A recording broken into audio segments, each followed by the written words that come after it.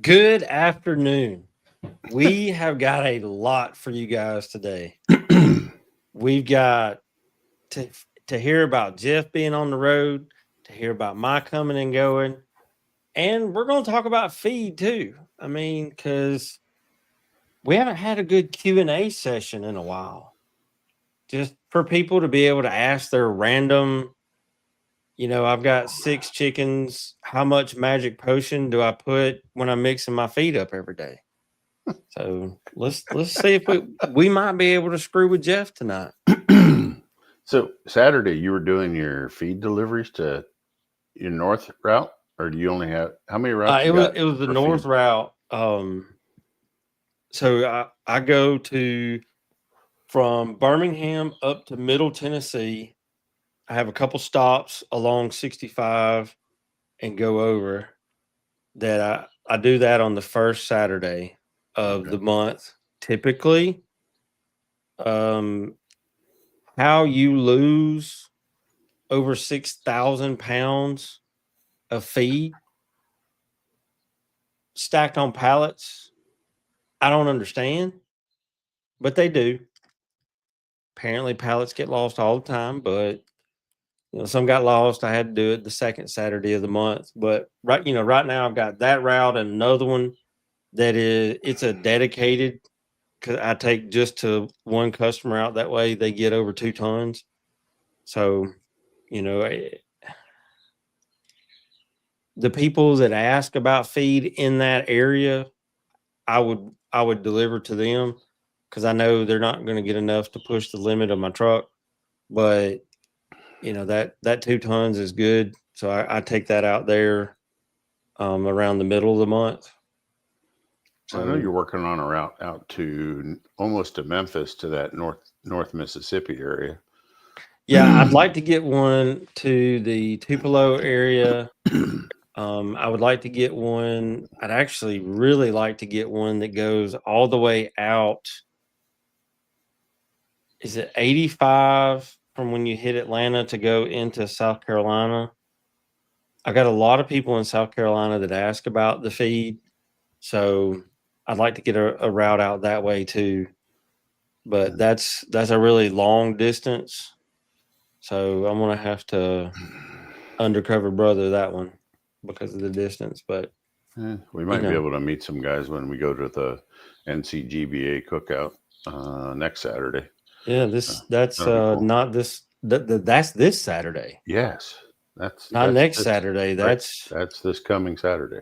yeah, You know, this coming Saturday. if anybody that's listening to this, is in the area and wants to come, that's a good time. Good barbecue, right? A lot of good people. You know, last year when you and I attended this same cookout, you went missing quite a few times. And every time I found you, you were either sitting in front of a plate or had a plate in your hand. Come on, that is not true. You're lying like a dog. Only a couple You're times. lying like a dog. Holy shit! Throw me under the bus like that. Okay, look, I will say this between you and I, they wasn't going broke at the buffet line. And the whole thing's for donations, right? So you just put money in a jar, Yeah, but and like we're not cheap asses. We're gonna I put know. money, we're Yeah, gonna buy the plate that we get. yeah, Unfortunately, each time, unfortunately for our wallets, but good for them, each time we go through and yep. I Yeah. might have I mean, it's a fundraiser for I might have NCGBA, bought but $40-50 worth of groceries that day, but eh, I I couldn't didn't believe have to the eat on the auction. way home. I couldn't believe how much they raised at the auction, man. They raised almost 30,000 at selling chickens at that auction. So anyway, They have some really good name folks they do. that bring birds and send birds for that. I know Um, they had guys all the way in from Oklahoma and further. I actually there there was was one some that was there people. from California. Yeah, I'm pretty sure there was a couple there from Mexico and also I think from the Philippines. So it draws in a pretty big crowd. But anyway, It's a fun worst case scenario. If you show up this weekend, you'll get to meet us and you'll find some good food. and look at some pretty chickens. There's a lot of good people there. That is a good event. So it's worth attending. But I'll have a little bit of feed. There'll be some supplement there. There'll be some keep boxes there. I got some more boxes that I'm going to bring. So there'll be some stuff there. oh yeah. I'm going to bring some copper sulfate because apparently for some folks that's hard for them to find. So I'm breaking it into 1 pound bags. What else? Well, yeah. I mean, you can't really find it in 1 pound bags. Sometimes you can find it in 5 pound bags, but it's not easily found in smaller packages. Mm. I can tell you it does not pay to go on vacation, right? Because you work your ass off to be ready to go, right? Mm-hmm. Get everything ahead, kind of like a farmer does. Right. And you try to relax. But, the first 2 days you think about everything you didn't get done. And then the last 2 days before you come back, you start thinking about everything you got to do when you get back. Right. So you only end up with like 2, maybe 3 days of kind of brain dumping, life. So, but anyway, I still had a great time. Got to spend time with some really old friends out in the middle of nowhere in the woods, pretending we were deer hunting, but I had a good time. I was going to say, you might have been pretending you were deer hunting, but the few pictures that I got, you were actually sitting in front of a bonfire or a campfire. Yeah. Which I would be totally content with that. Well, we cook most of our meals over that thing too. So, I mean, nothing wrong with that. When we pull in, there's nothing there. And when we leave, there's nothing there. Right. So we don't own it. It's public land. And yeah, we pull in with an old school bus with bunk beds in it and set up tent. Yeah. So it was a good time. But anyway. That sounds like fun. Yeah, it was. It was a good time. I do hate it for you this year. I know you were disappointed when you found out that you had better phone service than you'd ever had before in your life. I know. I had too much anyway. Mm-hmm. But yeah, I should have just turned the damn thing off, but I wasn't that smart. I am putting the information in the comments for the cookout this weekend because with technology and all of its amazingness, it will not let me put the picture that was created by NCGBA that they have on their Facebook page. It won't let me put that in there. So sure. It's probably non-shareable. I mean, you can download the picture, but yeah. So that's what I'm typing. And you hear my office chicks in the background. I'm assuming they're not the kind that wear bikinis. So, yeah. My wife would frown upon that. So why do you have chickens in the office?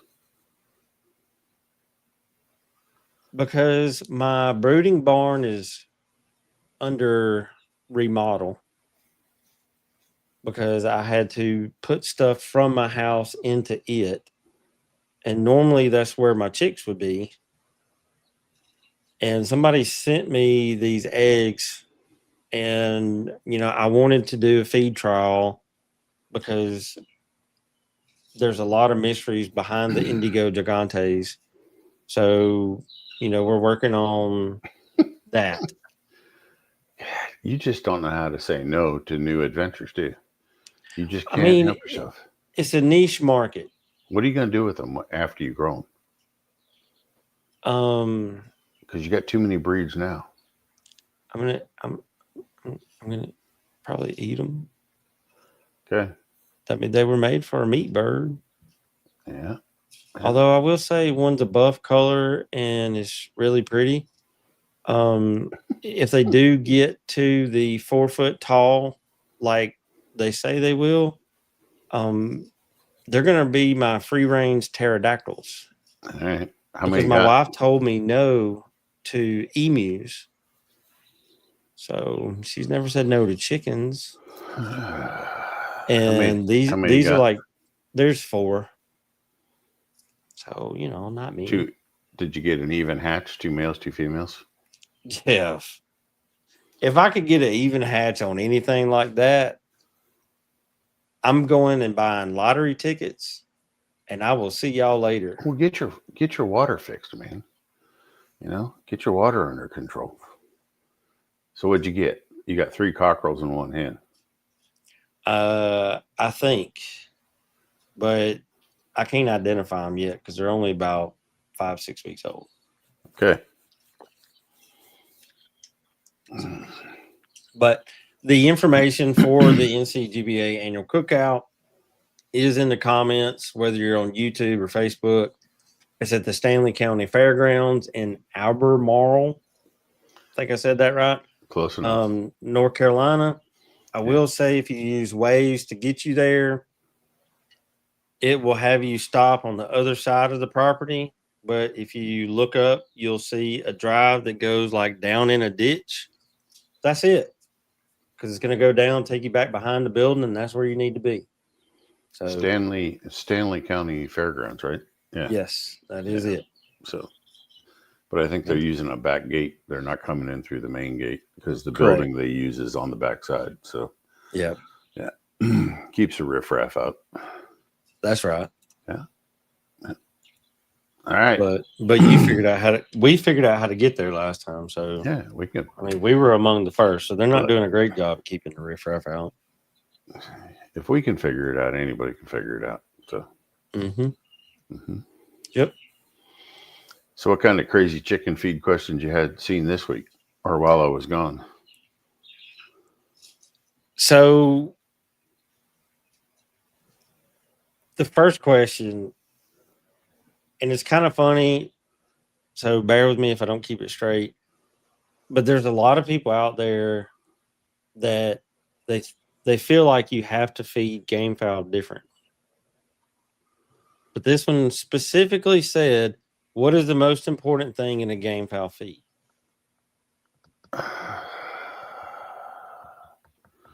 There is no one single thing in a gamefowl feed.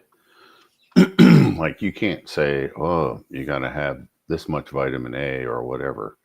So just like in our human diets or anybody else or any animal, is having the right amount of each ingredient or each nutrient so that it's balanced, because people don't understand this shit, but like vitamin E is synergistically connected with selenium. So you can dump all the selenium you want in there and it doesn't do nothing. It can actually become toxic. But if you balance your vitamin E with your selenium, they work together to keep each other from becoming toxic, and they do a beautiful job at supporting the immune system and giving you more fertile eggs. So everything is interconnected with everything, right? So everything is reliant on something else in that diet, right? We've talked about it before. I get the shits of people. All they want to do is focus on protein. And I couldn't give a rat's ass about protein, because I've seen people feeding game bird starter, 26 or 28% game bird starter, okay, to their gamefowl chicks because they think that the protein is what's important, and their birds are still deficient because they do not have the right amount of amino acids. So I don't, we just got to get off of this protein kick and, start balancing it. Now, you can balance it by using different kinds of protein. Like, you want to use some soybean meal. Maybe you want to use some roasted soybeans. Maybe you want to use some meat and bone meal. maybe you want to feed crickets to them, maybe you want to feed some fish meal, something.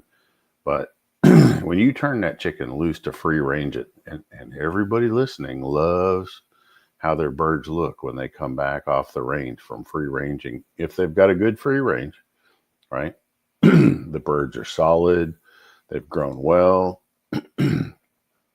They look good because they're getting a little bit of everything, right? Mm-hmm. And it all comes together for a balanced diet.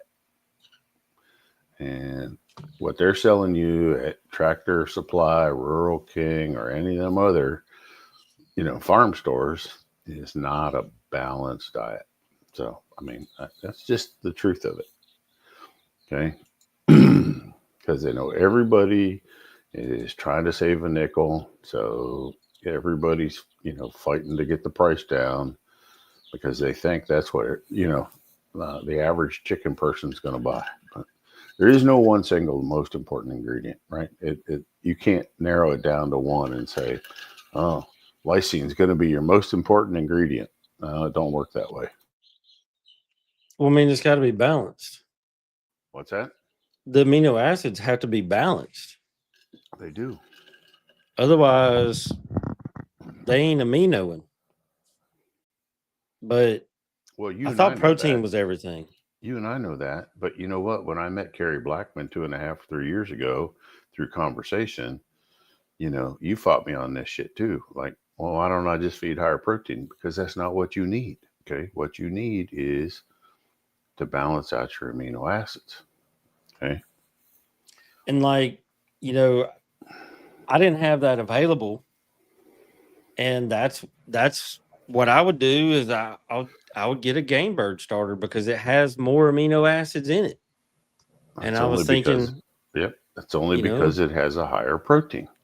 But when you look at it, if you feed that high protein to your birds more than 2 weeks in a row, you're taxing their insides. You're wearing out their kidneys and everything else. Yeah. And shortening their life. It ends up falling out the back end. And so you're really pooping money away, or your chickens are doing it for you. That was one of the reasons why the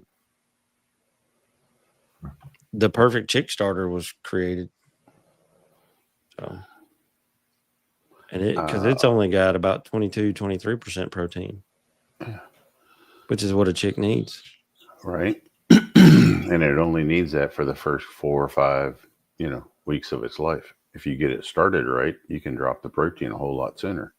But if you don't start it right, then you end up feeding starter for a lot longer. And you feed them that for a month, and they'll be on a 6-foot high roost. And it'll freak you out when you think your chicks done got out, and you look up and they're under their mom 6 feet up in the dead of winter. Which, that's another question that came in is people said, is high protein always better? No. Which I just shake my head. And I'm like, okay. It's never better. The least amount of protein you could get away with, the better your birds would be. But so one of the reasons we started the show, because we can talk about Gamefowl, but is to try and help people understand the importance of balanced nutrition, right? Mm-hmm. And what it takes to balance that nutrition. And so education. So we're not really good at entertainment, but we're trying. So this is a question that I got asked today, and I saw it a few times that it got messaged to me to ask you as well. How often should I feed my birds?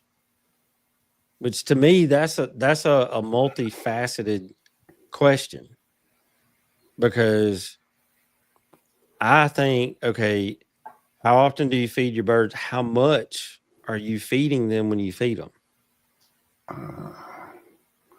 Well, and then how much you're going to feed them depends on the quality of the feed. Like I said, this is all interconnected. It's all connected. But I will tell you that the most advantageous or the most important feeding of the day is late afternoon, about an hour before sunset, right? That's going to Yep. be the absolute best time to feed. If you only have time to feed one time per day, okay, the afternoon is better than the morning because scientifically, we know for a fact that a late day feeding before they go to roost, they have more time to digest it. Mm-hmm. They get more out of it. We actually get more eggs laid on a whole for the flock, right? Because of that. We get better quality eggshells because she has more time to digest that calcium to give you a good, sturdy eggshell. So, yeah, everything's a whole lot better. Plus, if you are roosting them, if they're up on a roost bar, there's a good chance they're going to crap in the same location pretty much every day because they're on the same spot in the roost bar. So it makes Yep. cleaning your pen out a whole lot easier, It does. right? Now, so What it also does is I look at poop. That's how I gauge what if I need to adjust anything, if I need to do anything with my birds is by looking at their poop. And when it's in the same spot, I don't have to look around, wonder which is fresher or whatever. I just look for the one on top because a lot of mine, not only are they on the roost, but they're in the same spot on the oh, roost. it's pretty much a guarantee. 90% of your birds will roost in the exact, within a half an inch. They will roost in the exact location every night. I mean, like mine get up there like they got assigned seats. Exactly. And that's what they're supposed to do. They do have assigned seats. It's called a pecking order, right? Especially if you're in a group. So, So I would like to take one of my breeding pens. I'd like to take one of those groups and like a fly pen or something like that to my classroom and see if I could teach my students with the chickens yeah, good because luck with that. they behave Good better. luck with that. So we do have a couple questions in the comments if you We want do, to. we do. Yeah. Every old timer around me feed quarter to half soaked oats, and every time I try it, some come with the greens. I've asked them, they said, stinkier the better they get. I don't get it. The stinkier the better? Yeah. So No. so, and I'm not going to name any names, but there's some old timers that won't even start feeding those soaked oats till they're 4 or 5 days old, right? And they're getting that really fermented smell, right? And they're starting to bubble. They've got some weird foamy looking on the top. Mm-mm. Yeah. So, not a fan. And, Like, and the I'm other not thing trying to is, give my birds some kind of right. intestinal infection the first week of their life. Okay. So, a lot has changed in the way grains are grown and the Mm-hmm. quality of the grains. Now, those old timers that have promoted the soaked oats, okay, 40 years ago, oats were a whole different, grain Than they are today. than they are today. So our farming practices have really not gotten better, so to speak. So right now, most grains come through with active fungus on them or Mm-hmm. other bacterias, and they have mycotoxins. So fermenting those is is a gamble, right? So and look, everybody listening here is a gambler. I get it. So you gamble all you like, but okay, there's living mold or fungus spores on the outside of those oat hulls or that barley or that milo or that corn, right? They all have it. If anybody wants the reference for it, PM me tomorrow. I'll hook you up. Just go to Biomin. Go to the Biomin website. They've been tracking it for 5 years. the percent of mycotoxins, the percent of the entire crop grown worldwide, okay, over 80% of the harvested grains around the world, not just in the US, are test positive for mycotoxins. Okay. So I'm not making this up. Look, I'm not a I huge mean, I could fan. see that. Yeah. I'm not a huge fan of fermented oats. Now, through the summer, if you're trying to get more moisture into your birds, if you want to soak them overnight for 24 hours, I'm all in with that. Okay. That I have no problem with Yeah, that. like that's no big deal. That's no big deal. But once they go past 48 hours, you're rolling the dice. And again, I get it. We're all gamblers, but are we going to gamble with a $500 rooster, or $1,000 hen? Or, I Mm-mm. mean, there's a time and a place for the gambling, and it's not with what you're feeding. So, Right. all right, what else you got? Like I wouldn't do it. No, Have you ever heard of CJ's show Fowler feed? I have not. Send me a tag, Rex. I was gonna say send Get a send a picture. tag Get a or something picture of like the that. tag. I don't think I've seen that one yet. We like to learn about it too. Yeah, might be a good one. Dougie says, I've heard when you go in a brood pen, the best hens will be next to the rooster. Well, I mean, I keep my favorite hen next to me at night. There's a lot of truth to what Dougie said. So the rooster that the hen that the rooster prefers, and the hen that gives it to the rooster more often, gets to sleep beside the rooster at night. Okay, that's how that works. So, yeah, the less friendly hen is going to be probably the furthest one away, because he will rearrange the roost bar all by himself. So if you want a clue, who's squatting for him, just go check out who's sleeping the closest to him, and you'll know. So I've actually, sometimes I'll sort birds at different times, and I have some that I had a pair together, and I wanted to add another 2 more hens in there. Well, this rooster had become fond of the first one that I put in there, and I put add birds at night. That's when I move them around, and so I put the other 2 in there, and they did whatever, and I go watch them the next afternoon to see how things are when they settle down, late in the evening, and like 2 of them hops up on the roost by the rooster, and then another one hops up like on the other side. And I'm like, those 2 just really jumped up on either side of him. I had to watch. I had to see how it went. And he sat there for a few minutes. Then he hopped down, got in some water, got back up on the far side by the single one. I was like, now that's how you do it. Yeah, he's sorting hens. So Kelly says, what about red devil eye for a boost in health and wormer at the same time? Why in the crap do you want to give drain cleaner to a chicken? Hold on, Carrie. Don't step on your tongue. Just give it a second. So I've actually dug into this since you and I've talked about it recently. There's actually one of the lye companies that has a dosage on the label for livestock, right? I understand that. Now, again, if it's done correctly, it has some positive effects for reducing parasites. It does, right? I'm going to admit that.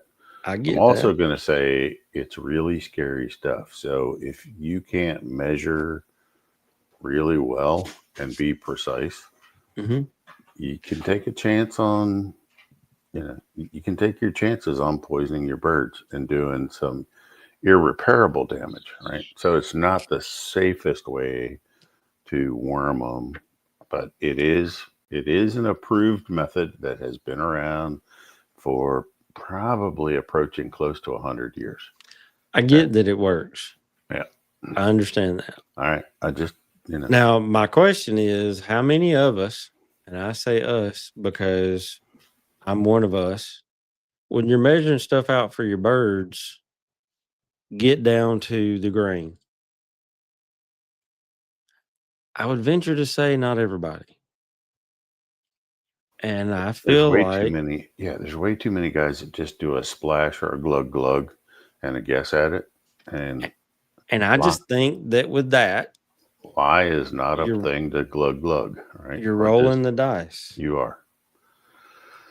Yeah, I'd have to go look again at the amount, but there was one brand of lye that actually still had on the label a recommendation for poultry and swine worming. So, And the thing that surprises me about that is all the crap you have to go through with USDA to be able to do something. How do they got that on their label? they don't they do not label it as a wormer. They label it more like as a health aid, but they do not label it as a wormer. Well, and they're probably not checking out Drano either. No. In their inspections. Let's see. Alexander wanted to know about giving Show Pro to breeding pairs for better chances of producing more eggs and higher fertility. And that is 100% true, Alexander, that when you step up your vitamin load, primarily the vitamin load, but also those amino acids, you will get more eggs. You will have a higher fertility rate, and you're going to drastically improve your chick vigor. So when the chicks actually hatch, they come out of there ready to rock and roll. It is a function of nutrition, and this is something that's been known. All the large poultry breeding companies out there, whether it's Hubbard, Hendricks, Cobb, doesn't matter. They all know, like, the breeder diets are usually 50% higher in all the vitamins, and the amino acids are again about 20 to 30% higher than a production bird, because they need the most viable eggs, most fertile eggs that they can get, right? And so, yeah, 100%. It takes 3 weeks to a month before you start mating to really build those levels, vitamin levels, and those amino acid levels up in the hen. It's also going to help the rooster with a better sperm count. So you're going to get a lot more, he's going to be able to deposit a lot more every time he mates. So, yeah, you should increase your fertility rate no less than 20%. Is pretty much what I've been hearing reports back out of the field from guys. 20% or more. Yeah, that's what we're hearing out there. So that's pretty solid. Yeah, but you got to give it at least 3 weeks to a month before you start mating them. I mean, I think you should be feeding it all the time. And I realize, guys, times are tough, money's tight, life sucks, and you can't really afford to do it all the time. But for the best results are from hatch to death. And it does really pay off in the end. And especially if you do it on your chicks for the first, 6 months, you'll be able to do a lot of culling and get rid of birds earlier, and you'll see defects or things you don't like. So you'll be able to sort through the hatch a whole lot earlier in life. Yep. Yeah. And it's going to definitely show you the genetics that's been hiding. Yeah, that's the scary part, right? So too many guys have tried it, got on it, tried it, and they're still using it. But, they do that next hatch and they see, colorations, or they see markings, or they see body conformation types and things they never knew were in that bird. Got a guy in California, right? And he got some birds out of Mexico, some really old bloodlines. I don't remember what they are right now. Don't. So it's late for me.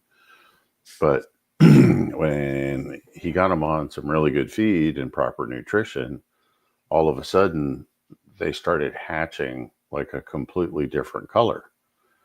And he got a hold of the original family that was breeding them in Mexico and sent him pictures. And he goes, "What's going on here?" He goes, "I thought I had a black red, hatch type rooster, right? And this came out. Well, the old grandfather in Mexico said, or something like that, said, well, years ago, those are what they hatched out at. That's what they're supposed to look like. And then over the years, we lost that part of the bloodline. We didn't know where it went. So just through proper nutrition. So after he hatched out a couple rounds of them, he sent some of those birds back down to Mexico to revitalize, the original breeding stock. So it'll bring out hidden genetics. You may not want to see it. Okay. Just know that you may not want it's going to bring out things you didn't know was there, both good and bad. So just be ready for that. There ain't nothing I can do about it because it's already in your chicken. Now, if you don't want to see it, don't feed the Show Pro. Okay, there's the answer. Let's see. JT says that we use the 17% and they're 20% off lot. And I'll say this: a lot of people like the Hen House Reserve because it looks good, but if you look at the guaranteed analysis on the feed tag, it's kind of funny to me, and it just shows how marketing works. But the off lock has the highest amount of amino acids, the highest amount of vitamins and minerals than any of them. Even the fall plume, you would think that would have more methionine in it because methionine helps with feather growth and feather sheen and all the stuff feather related. But their off lock has more methionine in it than their fall plume formula or so. But those two, if I had to buy feed off the shelf, that would probably be the two things that I bought. They're uniform, they work, they have great levels of nutrition in them. So, yeah.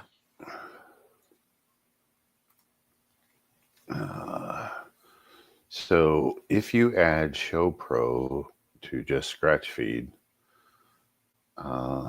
Show Pro will raise the protein of your feeds or your grains about 1%. So scratch feed typically is anywhere from 10 to 12. So you're going to get it up to maybe 13, 11 to 13. So when you're feeding Show Pro correctly at 1 cup per 2.5 gallons of feed, it'll raise it 0.75, almost 1%, but it really boosts the amino acids. So it will look like you actually raise the protein over 2% by adding it, right? So it looks like the way the birds change and their demeanor and their look, it'll look like you stepped it up 2 to 3%, but pure math, realistically, you only raised it 1%. Yeah. Dougie just Googled it. Red Devil Lie says it does not kill parasites. He had heard that it eats the strongles or that it'll do the eggs. It'll work on the eggs and the emerging larvae, but not the actual adult parasites. Right? So in the intestinal walls.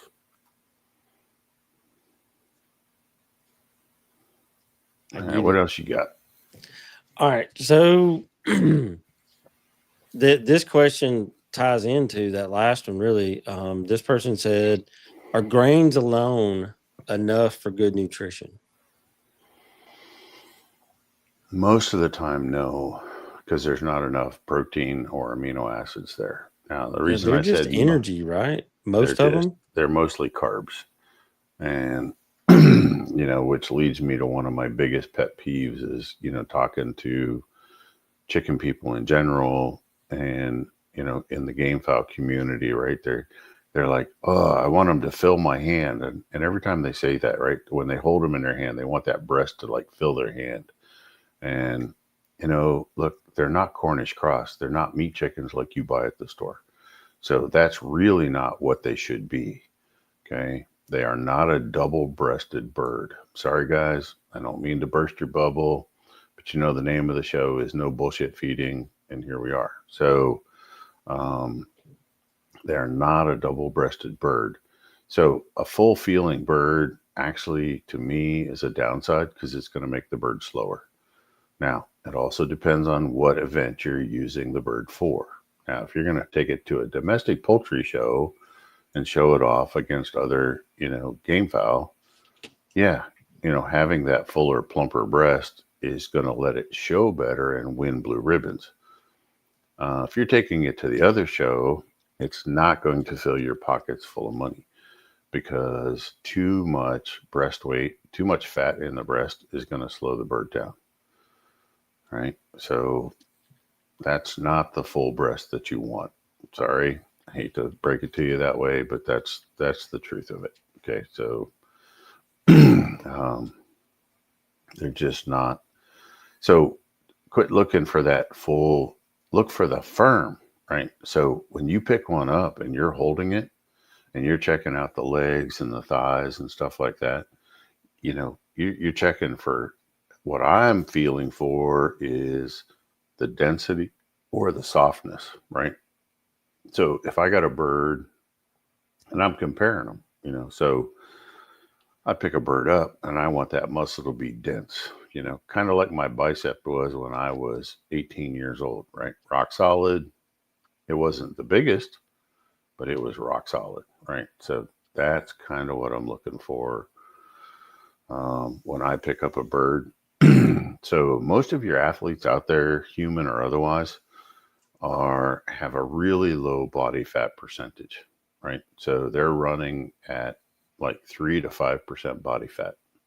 Mm-hmm. That's where they function at the best level. They could be lower than that, but they're functioning at that 3 to 5 body fat. Well, why would our chicken be any different? Why would our rooster be any different? Why do I want more body fat on an athletic bird or athletic anything, right? Yeah. You look at these racehorses that win the Kentucky Derby and all these other big races. They're lean. You can see almost every muscle in the conformation of that animal. Right. Mm-hmm. Same thing when you had greyhounds racing. Those dogs were lean. They were tight and lean, and they were on a really strict diet. And they weren't getting a lot of carbs. Why do we want our chickens to be, blubberous like me? Overweight. That's not the ideal chicken. So anyway, too much grains, too much carbs. Especially from grains versus fat, because the bird can process fat much better than it can carbohydrates. So it can pass off. It's not going to store energy from fats like it stores excess carbohydrates. Its metabolism is designed to take excess or extra carbohydrates and store those for leaner times when there won't be feed, colder weather, whatever, something like that. But, we feed them every day. So it's not really a thing in our world. But, instinctually in the wild, right, they would go through periods of time where there was a whole lot of feed available, and they would gorge, fill themselves up, build up their body condition, and they would have reserves. Then they'd go through lean times where there wasn't, right? So it was a cycle, and part of that cycle is the molt. And most guys screw up the molt really bad, right? So the molt is purposely part of the bird's metabolism to get rid of excess fat, right? And lean them down. And I see all these dumbasses out there, raise the protein, right? And they're making the bird more miserable Mm-hmm. when he's trying to drop feathers. Okay. So it's like, come on, guys, get your head out of your back end. You know, this is not the way to do this. But you know what? I can't fix it. I can't fix stupid. So I just keep No, doing you what I'm can't. doing. But Look, PD wants to know, have you ever looked at Kickin' Chicken Premium Gain Bird 16%? I have not. I thought Well, I kicking. have. I thought kicking chicken was They make the oil, okay. but they also have a feed. Okay.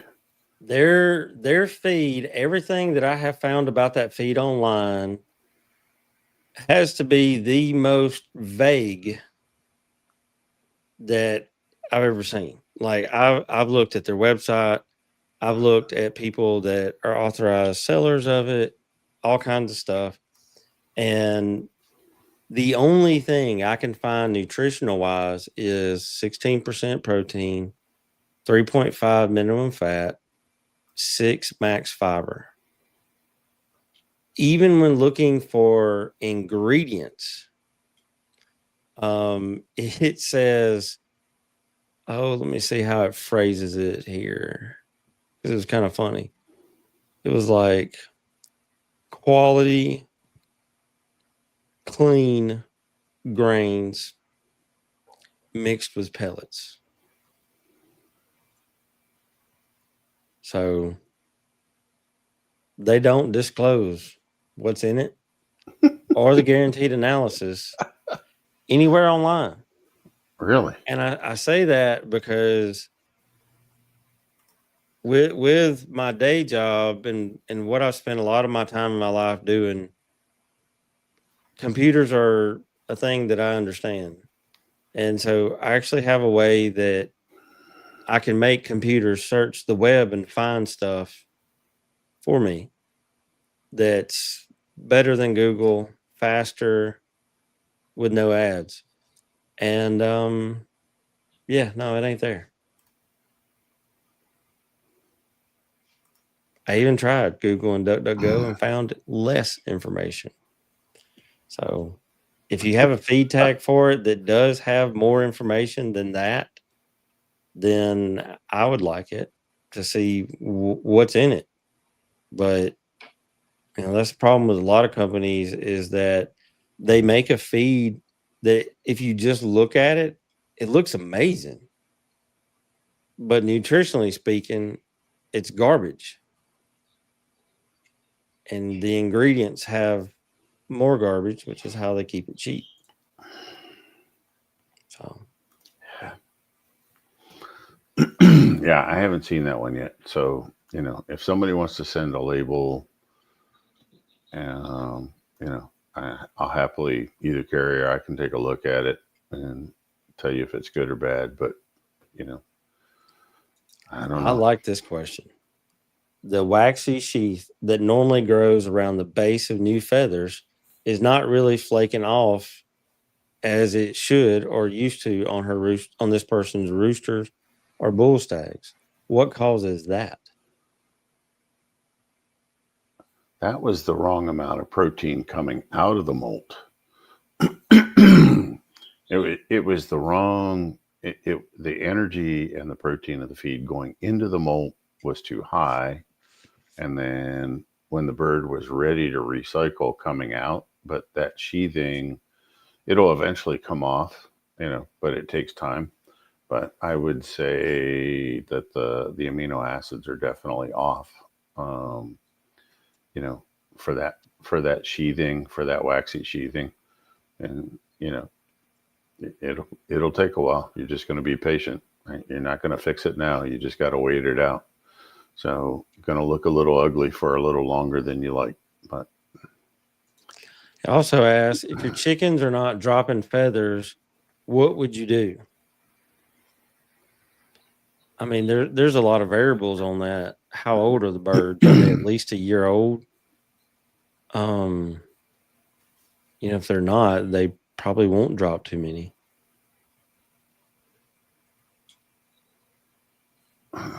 And where are they at in the molt?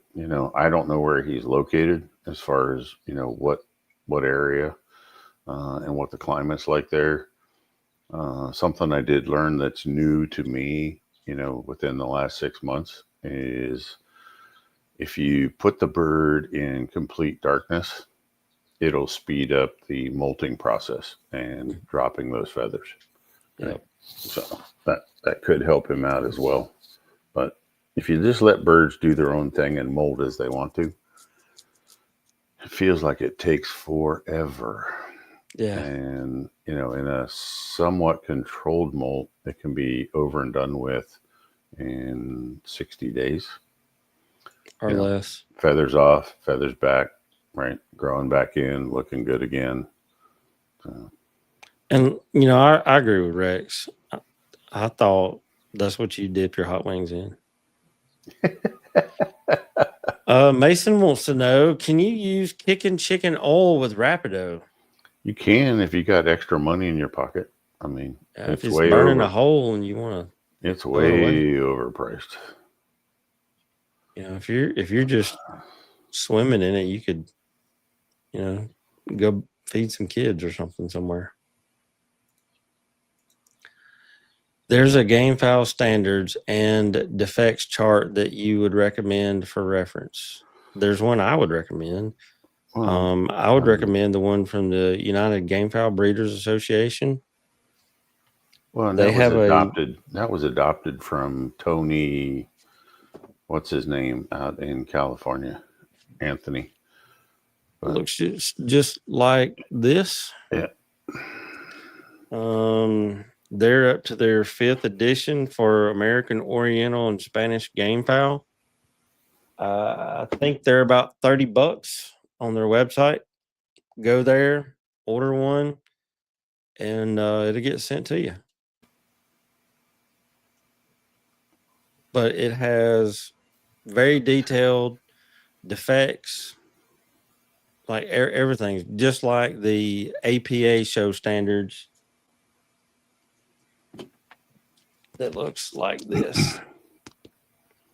Well, look, and just so guys understand that, and that's why we had Rip on for the 3 shows talking about how people think defects are just about a pretty bird and taking them to those other like domestic poultry shows and showing them off there, right? And it's not, so like, squirrel tail, low tail, rye tail, right? Duck toe, bumblefoot. All those. Well, Rye-neck. But all those body conformation, like leg placement, wing placement, the whole bit, will affect the bird's athletic ability because it affects his balance, right? It affects his overall structure, how everything's going to work together. So. You skipped over this one from Ethan, asking about Intertone with Show Pro Rapido. How much would you feed, and what it would do to the feed? It's going to raise the protein up about 1%, Ethan. Mathematically, it's going to raise it about 1%. It's going to make it feed because the Intertone is a 16% maintenance feed. So it's going to make it look like you're feeding an 18.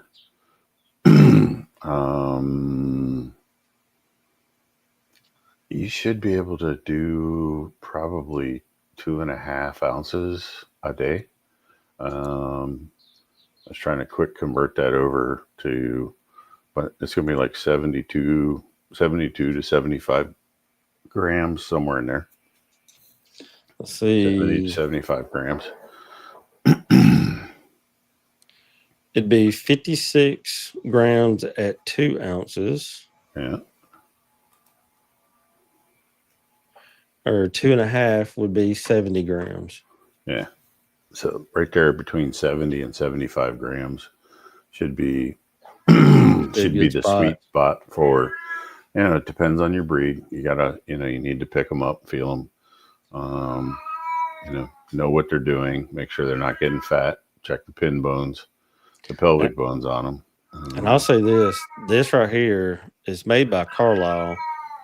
It's a spoon, and it's a commercial spoon that they use in lunchrooms, and that's what gave me the idea. But if you get a 4-ounce measuring spoon with my feed, it's 3 ounces level. Works perfect. So you can do that. You can even get one of the metal ones that's really long.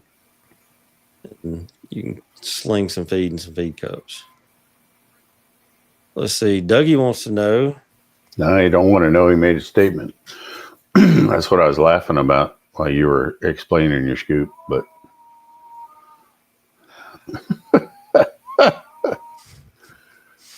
Dougie. I don't watch Joe Rogan enough. Who's Jamie?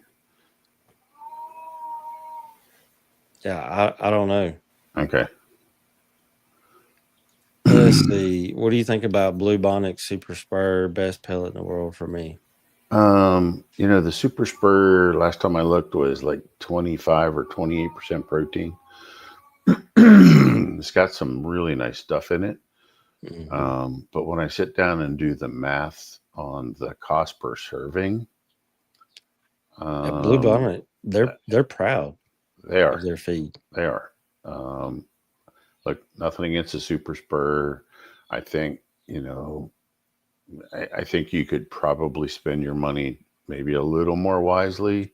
But look, it's a pellet. It comes right to you. It's in a bucket. There you go, Carrie. You got to start making you a fancy pellet in a bucket, right? And but then I'd have to put crap in my feed. Well, you can't have everything. Right? But I do have ample supply of 5-gallon buckets. Yeah, see. But shipping a bucket cost arm and a leg. Well, I mean, it only hold about 25, 30 pounds of feed. Right, but what I'm saying is there's a surcharge on a 5-gallon bucket if you don't put it in a box, right? Oh, no, I'd put it in a box. You'd be dumb to ship it by itself. Yeah, because UPS had like a $10 surcharge on a bucket, right? And they were upcharging it because they don't want their carriers handling the wire-pailed buckets. So, yeah, I mean, a bucket with a plastic piece to protect your fingers might not give them a paper cut like a box would, but whatever. Yeah. Seen at the farm store, brown bag, no name on it other than tag for like $24. Yeah, grab a picture and send it to us. Right. I mean, hopefully it's a legally labeled tag so we can actually tell what's in it. But, $24 for a bag of feed is just kind of on that bottom end of what might be good. Just saying, right? I mean, look, I work with feed manufacturers and people who resell feed all across the country. And to make a really good, high quality feed, it's tough to do it under $26 a bag.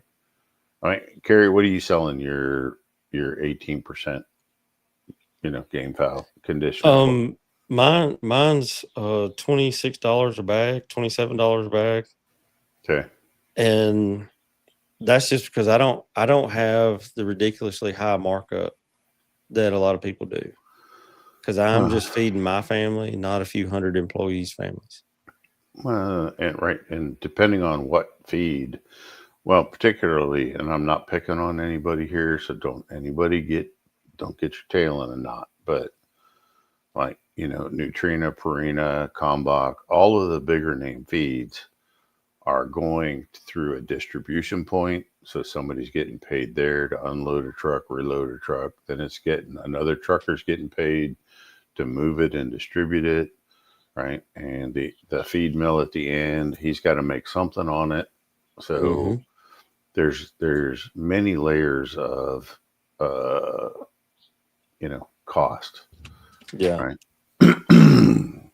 So when you peel back the 20%, the feed store's got to make to put it on the shelf, right? And probably another 20% on shipping and handling to get it wherever it's going, right? Well, and I don't buy grains 100 tons at a time. No. So I mean, they probably do get them cheaper than I do. I would hope so, anyway. Right. Well, you're getting yours straight from the manufacturer, and That I is know true. your manufacturer, and he's buying all local grains. He's not importing grains from all over the country. Right. So the miles driven, from that for that kernel of corn or that oat, Could be like 15 yeah, or less, or less. Yeah. right? So, Yeah. and in a lot of cases, I know the farmers that he's buying from, right? So we've got a lot of layers of security built into, that, right? Like if something goes to hell in a handbasket, I can go look somebody in the eye and say, what the hell's going on here, buddy? I mean, this dog don't hunt, so you need to fix it, right? And figure out where the problem is. Mm-hmm. You can't do that with a Kalmbach or a Nutrien or a Cargill because they're so big, they don't care. Mm-mm. They don't care. So, but Let's anyway, see. We're getting close to time. I just ordered another bag of Show Pro supplement. Keep 2 bags. When I finish a bag, order another. Being that I live in Hawaii and used to the long travel times, I'm sure. Am I letting it sit too long? My question is, where is it sitting? If it's sitting in a freezer or somewhere that is not hot and not humid or sealed up, how long is it sitting? well, look, he's getting the 10-pound bags, so they're heat sealed, right? Right. So there's no oxygen getting in there. Mm-mm. So it's got at least a 6-month shelf life, at Right. least. Okay. Now, if he's keeping it, in an air conditioned room, lower humidity, of course, it can't get in there anyway. So he's fine. The clock really starts ticking once he opens the bag.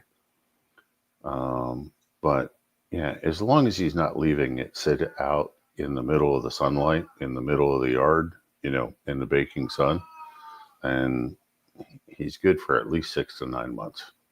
Not Yep. a problem. So I don't know the timing, but yeah. My first time with fowl, hatched a trio out of some hatching eggs from eBay. They'll be 7 months old this month. Would you let the hens set just to see how they do or take the eggs from them? If you have, in my opinion, if you have a hen this time of year that goes broody, I would let her sit, because if those chicks hatch out and survive the winter, they will be some very vigorous chicks, and those would definitely be real high on the list of what I would want to breed next year. I hatch breeders out in the dead of winter, and I put them outside in Alabama. I put them outside at about 5 to 6 weeks old. I'm not sure where PD is, right? But Yeah. if he's anything in the lower half states, yeah, for sure. And even like here in Pennsylvania, our weather isn't going to get bad enough that I'm going to worry about. You can let her hatch, and she'll take care of them as long as you give her a good environment with a wind Mhm. block and things like that. Yeah, it's gonna. So Jamie is Joe Rogan's tech guy. Okay. He looks everything up on the computer. All right. Billy wants to know, Jeff, are you coming to the Alabama meet? When is it, Billy? The 1st First of what? November. Holy shit. You guys are killing me. All the meetings are in the middle of hunting season. I mean, Well, and I'll tell you this too: your hotel selection around Heflin is about 45 minutes to an hour away. okay. I will be there. All right. I'll be there, but I don't think Jeff will. No, because the week after I got to be with you at another show. So, Yeah, all right, we're at our time. we're I out of wanted to questions. thank Rex. Said be sure to hit the like button. Yeah, hit the Yeah. subscribe button too. That way you get a notification when we go It'll help live. us out. Thanks, Rex. If it's some random something we go live for, you'll know about it then. All right. Good night, guys. Good night. We would like to take a moment to thank our friends over at Show Pro Farm Supply for their generous sponsorship and support. Whether you're raising heritage poultry, show poultry, gamefowl, or other species of livestock, ShowPro offers custom formulated feeds and supplements to help your animals reach their full genetic potential. And they don't stop at livestock. They also carry Alumacoop's movable poultry housing, plus a full line of Fertrell farm and garden products, so your whole homestead gets what it needs to thrive. Check out ShowPro Farm Supply, where nutrition meets know-how.